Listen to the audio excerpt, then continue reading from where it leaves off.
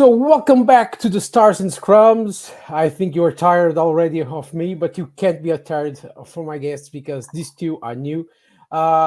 We firstly had Portugal and Georgia coming to the show. Then it was Netherlands and Germany, and now we finally go to Belgium and Poland for the seventh place ranked match, which is on Sunday in Amsterdam. So if you want to go there, buy the tickets online, go to Rugby Europe and see how you can get them. If you're going to stay home, see how you can see it. You can watch it on Rugby Europe TV. But in some countries, there's a broadcasting right, so you have to see it on the telly. And that's that. To me, with me today, I have Ross Cooke from Poland and from Belgium, Thomas Dienst.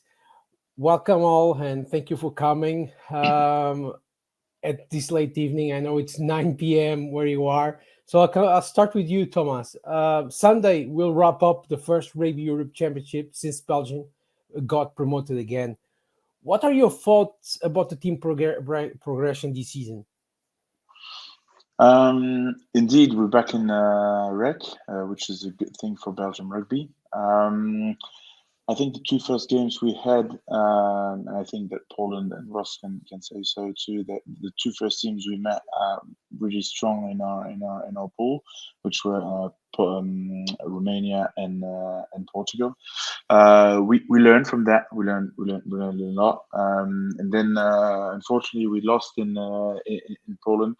It's a bit hard for us because we just got a new staff, a lot of new players with new caps.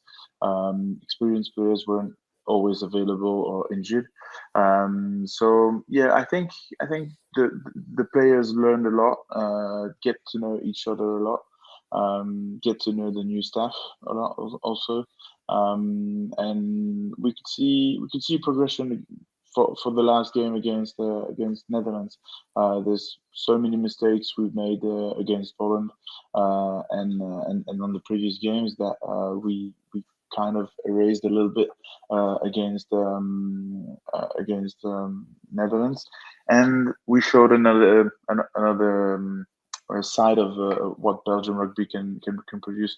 I'm yeah quite not obviously not happy because well, we're still waiting for the first win. But yeah, you could see progression individually, Mhm. a little bit collectively, and as a group. So yeah, let's hope we have a final good show on Sunday against Poland. You mentioned that the new staff came in, and well, I want to know how Mike Ford and Mohit Boothma have worked well with you, with your team. What new inputs did you brought to the setup? I've been there for 16 years, and their management has been totally different to compared to what I've met before. Um, they came in really late, so we didn't know we had them. First, we had a communication from Belgium Rugby in November saying it was Chris Cracknell, former England and the sevens and 15 players, and so he came in really late. And well, I think it's quite fortunate because like Mike is a really good guy, and Morris has got really good technique and for the forwards. Yeah, their motto is put the player first, and it's really different for the Belgian point of view because us like we didn't used to have all that kit. We didn't used to have our expenses paid ahead. We always had to wait 5, 4, 6 months to get paid back, and so he took that all away, and it put the player first so that he has the best situation to try and do his best. So yeah, that's the most thing that he implemented when he came and when they came, obviously. And no, they're really good guys and always positive, always trying to take the better out of each of the players. And yeah, it's really different and really nice to train and be in that kind of environment. That's good to know. Welcome back to you to so because I want to know now how the public have been more or not interested in the squad. But now we're going to Ross. Ross, firstly, must say congratulations for the first win ever that Poland scored in the Rugby Europe Championship from any time. So that's good. But now you're looking to Sunday, and after a good season, I want to understand if you feel the team is going in the right step forward at the moment. Yeah, I think definitely. It's been a pretty long road since when Chris and Morgan have come into the setup as coaches from just after COVID last summer, and I think we've progressed loads as both as individuals as players, and then also collectively as a team. We've progressed a lot, and that's proving on the pitch. We're playing much better rugby now. We're better, making better decisions and stuff. So it's a great achievement for us as Poland Rugby to be up in the Rugby Championship, and obviously, yeah, we were pleased to get the win a few weeks ago, but it means nothing if we can't follow it up now. So unfortunately, we couldn't get the job done against Germany 2 weeks ago, Mhm. and yeah, we're looking forward to another good game against Belgium.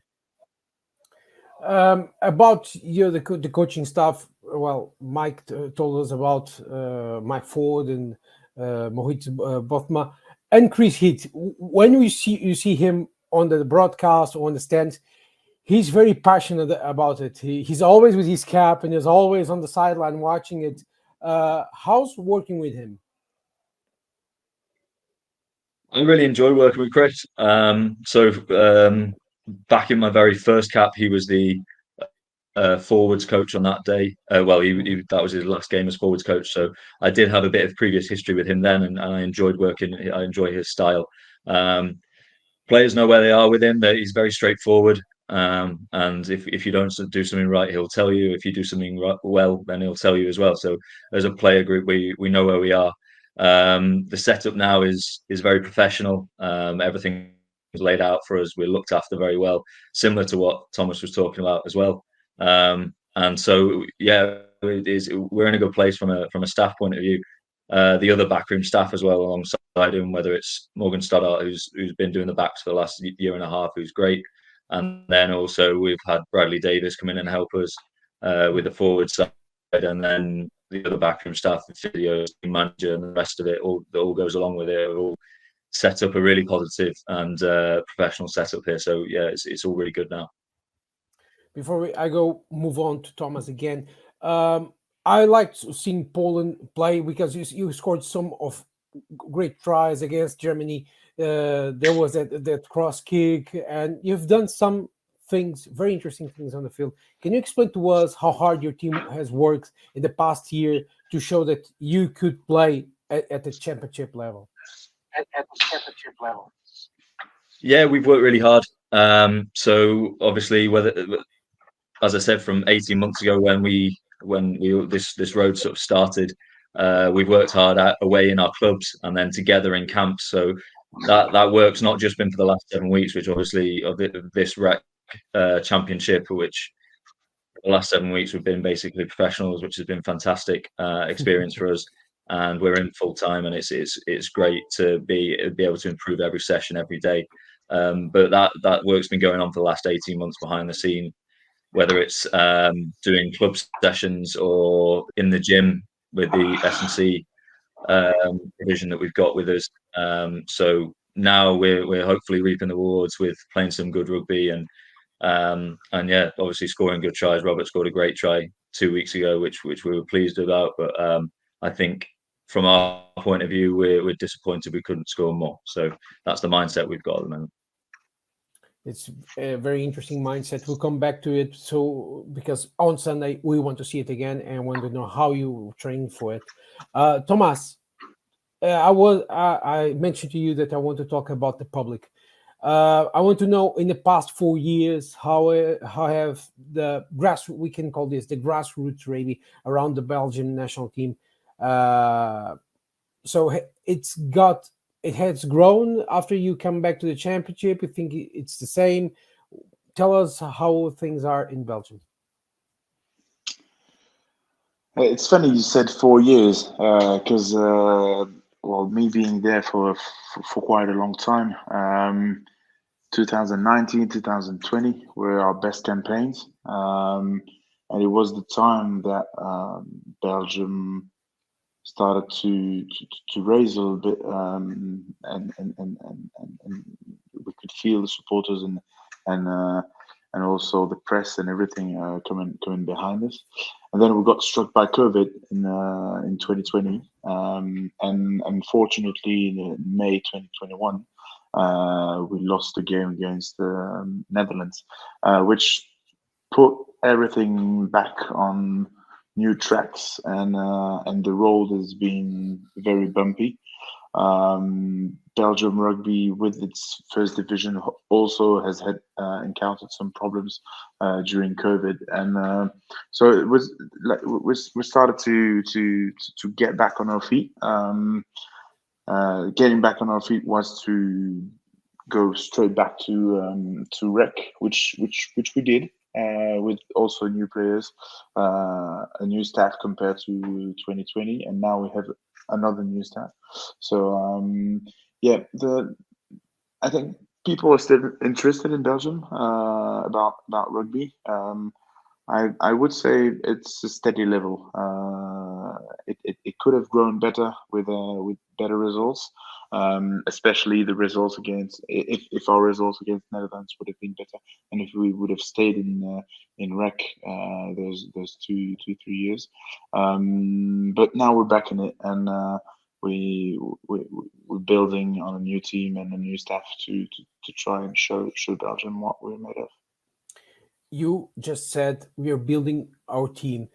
About that, I have been following the U20, U18s competitions for the last 3 years for Rugby Europe, and I've seen Belgium like growing big, and some players like Florian Remu have really shined not only for Belgium but generally in the competitions. So, do you think these new generations can take the team in the future to another level? As you are one of the most experienced players, you have seen everything, so you better than anyone can say a good opinion about it. Yeah, definitely. They like a guy like Remu and Victor Pazra can take this team to another level. Um, they Flo Remu and his brother Matthias Remu, they left and they went to play for Stade Toulousain in Espoir, which is a very good chance for them to play better rugby and to learn better rugby. So I think that definitely will bring us up and will bring the level up. But they're only 19, only 20 years old. They only have 5 caps, so they need to learn. They need to get experience at this level.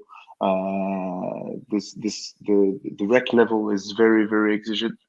You need to get prepared through the whole year. You can't come just like in trophy, one game every 3 months and just give it a blast, and then you have some rest. Here it's a tough competition, really, in 7 to 8 weeks, and so yeah, it's the new generation needs to learn, needs to stick with the team, and bring us their talent, but also learn and get the experience playing those games.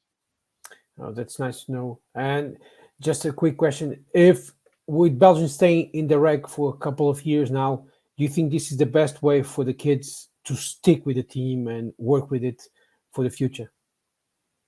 Definitely. Rec the rec is, and the new formula with 2 pools and everything is really really good. I think, having played the previous format, I think that having 2 really tough games against the best teams, and then having more of our level, Poland or Germany or Netherlands or Belgium, is quite good, and have a second part where we meet each other. It gets you the chance to play the best teams, and then show some things when you play the teams more of your level, and gets you to want to play better and to try and get at that level, Portuguese level and Romania's level. Oh, that's very good to know about the new format. With that, Thomas launched the question I wanted to ask Ross. Ross, this new format gave the possibility not only for Belgium but also for Poland and Germany to come and join the REC. Do you think by playing against, like Thomas saying, against Romania, Portugal, Georgia, Spain, this high level of game quality can push the other teams to a better level? Yeah, I totally agree with what Thomas was saying. It's a really nice format where it does give us that chance to play against those teams that we want to get to that level, as Thomas said. So obviously Portugal, Romania, and Georgia are in the World Cup this year, and it gave us the opportunity, or this format has given us the opportunity to play against those players that are going to have that experience, and this is another experience for us. Obviously, we're trying to work up towards that level, and you can only get better from playing against those players, I think. I'm sure Thomas would say the same, but we've learned a lot of lessons from those games. We learned a lot of individual and collective lessons that will really put us in better stead in the future, where we can look to improve our level and play at that better standard more consistently. So, yeah, I think it's a really good format. This format, this don't take wrongly this word I'm going to say, but gives a bit of hope for the teams, because you just don't play in a pool with five and the last one comes down immediately. So you play against teams or that are on the same mindset or level, but gives you the opportunity to play to the strongest one. So you as a player, as an individual player, have grown in the past 7 weeks.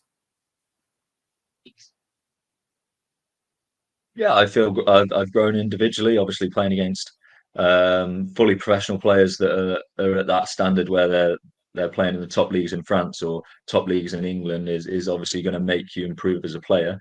And I think, as you said, we then get the chance to prove ourselves against teams that are more at our level at the moment.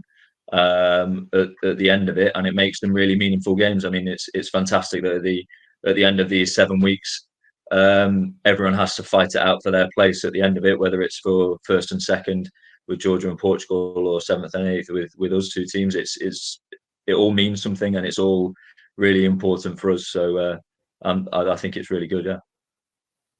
So it's really good, and you have scored your first win. Ross, you were selected to be one of the best 16 players of the pool stage. Tell us a bit about of your career. I made a question for you before the show. It was, do you remember your first cap for Poland? Yeah, it's a day I really can't forget. So my first cap was 4 years ago, almost to the day. It was against Switzerland at home in Łódź, and yeah, it was brilliant. It was a very proud day for myself and for my family, especially the Polish side of my family, but the English side of my family are just as proud of it as well. I first played for Poland actually when I was 18. Though I played for the under-20s in a practice trial week, and that was brilliant to come out and I'd already been to Poland a few times, but to see the culture and living with Polish boys was brilliant. And that was just a really taster. And then ever since that first cap against Switzerland 4 years ago, I've loved being part of the squad. And I've been in the squad since then, and it's the best part of my year. I absolutely love doing it, and it makes me feel closer to being Polish. Obviously, I was brought up in in England, and I have a Polish grandfather. So also with my name, like Ross Cooke, it's a fully English name. So people only know if I'm Polish by me expressing that and showing it. And so me being able to play for the Polish team, where I have Polish friends now, and be able to speak a bit more Polish and spend time with the boys is brilliant, and it makes me feel proud of my heritage, and being able to be part of that is brilliant. I was actually speaking to my mum the other day, and she said that she feels more Polish than she's ever felt as well. So it's not just me, but it's my whole family. So yeah, it's incredibly proud for me and my family. Yeah. Oh, that's very good to know, and I hope you have a long career for Poland. Tomas, you are. I'm not saying you are near the end, but you are on your veteran years as a Belgian, as a player. Can you tell us a bit about your career? How did you start your? Well, can you remember your first cap for Belgium? When it was? And last question is: do you feel that you achieved everything for Belgium, or you still have some things to attend to? First cap 2007 November Oh, in Germany, Heidelberg. Scored my first try in the national team. Played 20 minutes. Replacement hooker. oh, Yes. 16 years now, and I've been here. Rugby and national team is means a lot to me. It was my first family at some point. Now I have my own. I have a wife. I have three kids. But now it's my second family. And rugby and this national team is all about making memories and making good memories. Um, no matter what happens on the field or what happens before or after, it's all about making memories. And I want to make good memories. I've made incredible memories with the Belgian national team, and I hope I'm gonna have a one last one this weekend against Poland. Is it gonna be the last one? I don't know. My wife says it is. We'll see. We'll see with the staff, and we'll see if I can manage to stay on the field.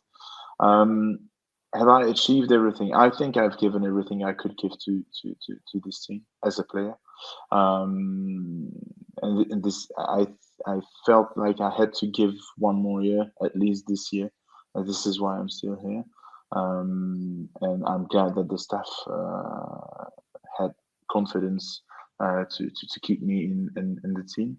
Have I achieved everything with the national team? No. My dream goal was to go to World Cup.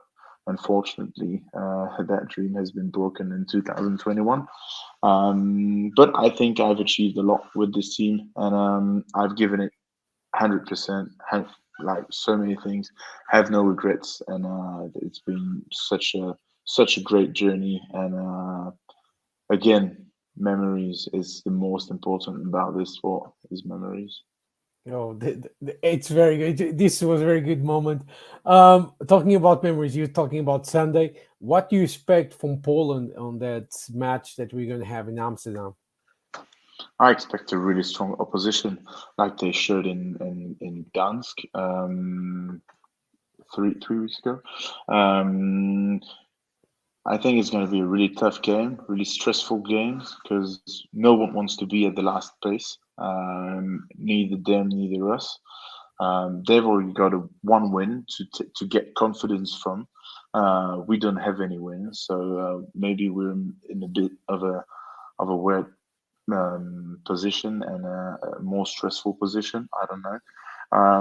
So yeah, I expect a really strong opposition. I expect Poland to play good rugby and play a lot of rugby. They've never been shy on the field, so I expect from them to assume what they can do. Strong scrums, good lineouts, and run at it like they can run it. And yeah, but I hope that Belgium is gonna be able to show a bit what they've made of them and respond to that. Ross, it's your time. In what areas do you think you have to be better than Belgium at this game? Or what do you expect from them? Because Belgium is a very tough opponent. Yeah, I mean, obviously Poland and Belgium have played each other twice now in the last 2 months, 12 months. So yeah, the teams sort of know each other and know what to expect. Yeah, they're a good side. We've tried to focus on ourselves a lot. So we've looked at both, well, all of the previous games and especially our last game against Germany.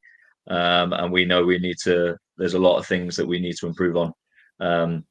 Whether it's defensive things or attacking things, we need to improve on our execution.